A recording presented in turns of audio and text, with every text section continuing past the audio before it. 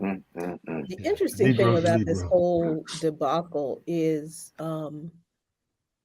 as far as Grandpa is concerned, is that even if he's convicted, he can actually run for president again, and he actually will, and he will. This is the weird part of this that I it's interesting that I'm not hearing this part of the analysis, that if the goal is to get Trump on anything, something, to move him out of the way, to remove him from American politics, the way the Constitution is written in regard to who can run for president, a convicted felon can run for president as long as he has not been, or he or she has not been elected already twice before. That's really interesting in a country where in at least 48 states, if you're a convicted felon, you can't vote. But Trump could run for president. So literally he could run for president and legally not be allowed to vote for himself. Like, that is the level of ridiculousness that is hilarious. And for me, so you can be president with a felony, but you can't vote for president with a felony. Exactly. Wow. So he can't get that moment where he goes to the polls, and if he gets convicted, he goes to the polls and shows himself voting, because then he can't. But that's sort of like the Kevin Johnson situation. His daughter was 19. She couldn't visit him or go see him be executed because they said he was too young, but he was sentenced to death at age 19. You know what I'm saying? So we can kill you at 19, but there's no visiting rights at 19. You know what I'm saying? So this is just, I mean, the US, the contradictions behind this shit is so blatantly disgusting that I'm really surprised that we even, I don't know, we got to figure out how to even turn your back to this, because all it is, again, how does it lead? Ultimately, the question for everything that's going on and everything we're talking about today, how does it lead to revolution? You know what I'm saying? Van Jones is not going to get us towards revolution. You know what I'm saying? And none of these other folks, you know, even the whole Trump arrest thing, they already told us out the gate, look, he won't do any time. It is a, what's that, Class E felony? You know what I'm saying? And you're talking about, you have like 30 something charges, and they're telling you that no one gets any time on the first offense. They straight up told you, they made it a felony to make you feel good, to make it more entertaining. But I mean, hey man, you know, we got it's just going to get him elected. It's going to give him a boost. I would make that part of my campaign. Of course, he's already fundraised millions of dollars off of this. Like the Trump campaign said that they raised $4 million within the first 24 hours of the news of the indictment being broadcast. And it just looks as though, because it's obvious, right? What Trump being indicted is going to embolden his base. It's given him a temporary boost polling wise, according to whoever's polling you want to, you know, give some credibility to. But and it's going to likely make him the Republican nominee. Now, I would think people who are in charge of the situation could look at that and see very obviously that is what this is going to do. So I can only assume that this is the intention, right? The intention is to center Donald Trump once again in the solar system of American politics, to make him the focal point. And Joe Biden can just do whatever the fuck he wants to do right now, because there's nobody paying attention to the Biden administration. Everything is going to be about Trump from here until the trial, and then even beyond to election day, November of 2024. So I can only assume this was the intention, to make this specific dynamic, this attention dynamic, in this way. Because why else would you do this? You know what I'm saying? I think these are the establishment parties attacking each other in a way in which they haven't done in an extremely long time. So that's why I think this is pivotal in terms of the breaking apart. I mean, this is not like the establishment parties going into a room and saying, you know what, we're going to indict you, Trump, and Joe, you take that as the lead to do such and such. These and whether or not they're making their right calculations or whatever, but this is the Democrats, and I agree, they're doing what they did before, is they're giving Trump this platform, thinking that this leads to the downfall of the Republican Party, and proving themselves wrong once again. Because as opposed to that, it just basically sort of gives them all this new energy. And Trump left. It's not like Trump is some wilting violet. Trump doesn't go away in shame. because he gets busted doing something. That's not it. That's not who Trump is. But these Democrats think they think they're going to put this pressure on. But again, they've also opened up the door to where now these Republicans who ain't scared to go there either about, there's like 50 states with state prosecutors. What's going to happen? They're going to start prosecuting all this other stuff. Folks used to talk the thing about, lock her up. And again, I'm not saying I'm mad at it, but they always stopped at a certain point, right? When folks talked about lock Bush up, he's committed war crimes. No Democratic administration in terms of state prosecutors and, or of course, federal prosecutors ever seriously considered prosecuting him. No one considered prosecuting Hillary for her crimes against the state and invading Libya and other things like that. No one really considered prosecuting Obama, right? But they've now crossed a rubric, a line, where they've opened the door to them doing just that. And again, I think it does have ramifications for how you organize, what's taking place in the country, the attacking of the establishment parties, what rises out of it, what collapses under it.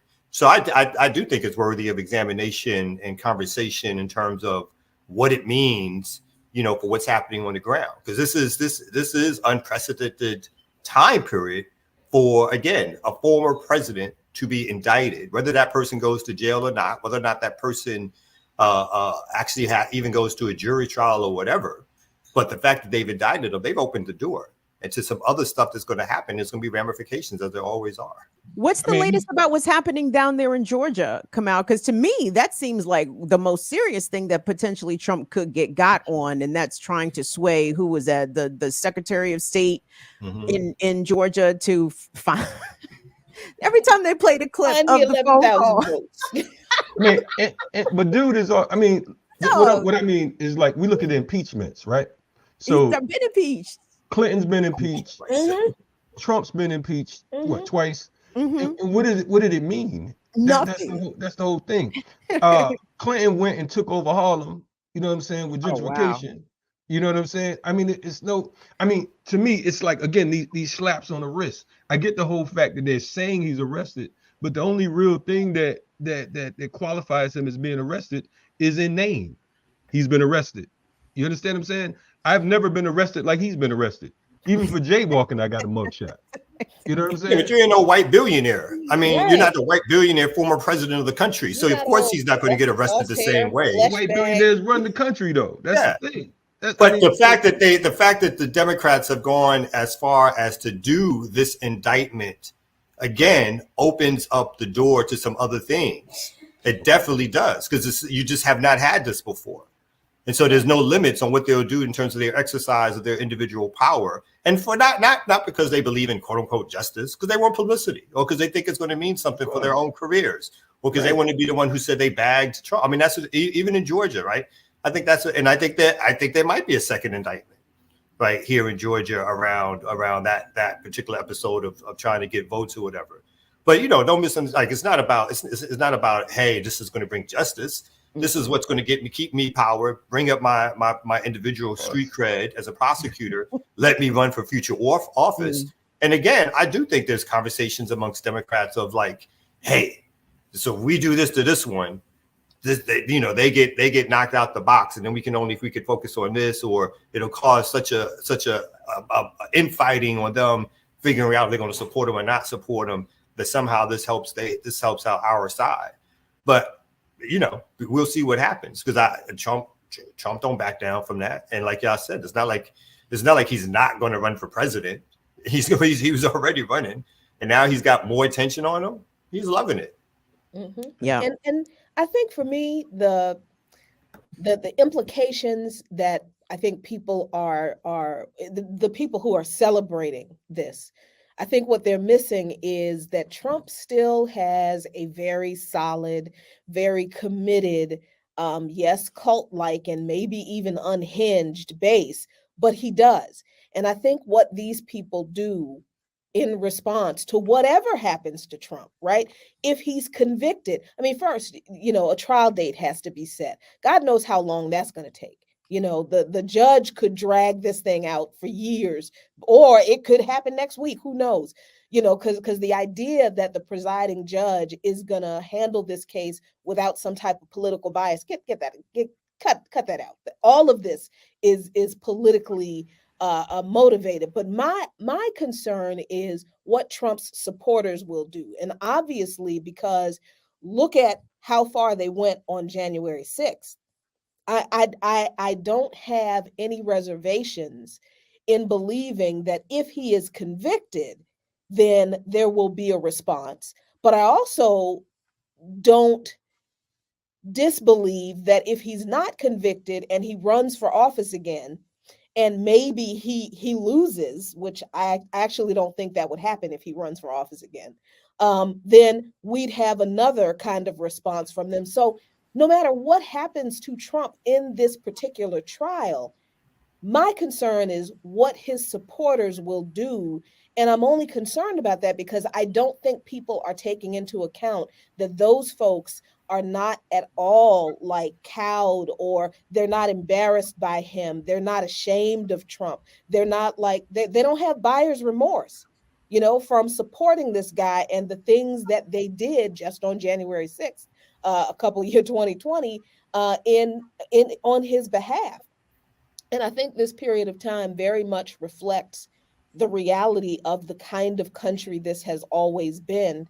This is almost, maybe not entirely a one-to-one correlation, but this is almost like, I think, the reconciliation period at the end of Reconstruction, after the white supremacists violently responded to Reconstruction efforts after the Civil War, because they didn't want to be governed by Black folks.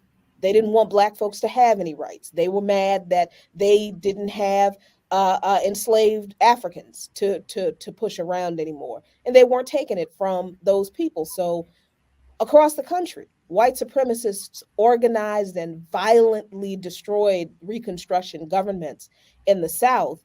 And the fact that we have never in this country been taught the history of the Reconstruction period and the reconciliation era, this entire effort to kind of remake the legacy of that war, to sanitize what the Confederacy was and why people fought the war.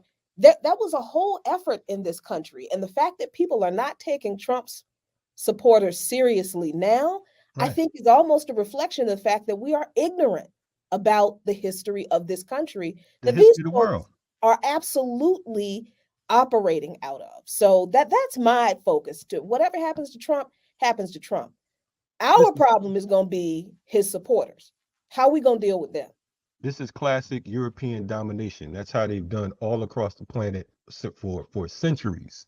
And that's the thing that's crazy. Like you said, it's like we're looking at events. We're an event-driven people, right? So we only see what's in front of us. We don't look and we don't take it from a holistic perspective. We're saying, okay, boom, today this happened. We're not saying what brought it to this. You know what I'm saying? Did it just happen with Trump? Is Trump some type of anomaly? Did he come along and say, look, I'm going to be the first racist president to come along? I mean, shit, damn near a dozen of them owned slaves or owned Africans, enslaved Africans. I mean, that is the founding, quote unquote, founding fathers of this country. We're looking at the world, at world history. We're talking about World War I and World War II, where they killed more people than any time in the history of the goddamn planet. In fell swoops, they dropped nuclear bombs on men, women, and children. You know what I'm saying? Animals, plants, everything. They killed almost more than a quarter of a million people just in Japan alone in one war. So we're acting surprised when these barbarians are climbing up a goddamn wall. I mean, shit, that's what they do. You know what I mean? So, we're not surprised at this, but I don't think they feel no shame though. I think that they may play it off. I think at one point, like I remember being younger, older Black folks would be like, man, don't let this, man, don't act crazy in front of them white folks, as if they had some type of morality, as if they had some type of humaneness about themselves. You know what I'm saying? We got to look at this thing in realistically. We're talking all this Democratic Republican shit as if it's not a facade. You know what I'm saying? The Dixiecrat, the Democrat, the Republican, all the same shit. We know this. Anyway, I'm sorry, but I'm just ranting about white folks. No, it's all good. Chris Rock said he was raised properly, so he knows better than to argue in front of the white folks. Oh my So gosh. Yeah, but he lets all of his white buddies use the N-word all in front of him. He just yuck it up. Yuck, yuck, yuck, yuck, yuck. Oh, Louis C.K., you're so funny when you're using racial slurs freely in front of me. What a fucking pussy. Sorry, excuse my language. But anyway,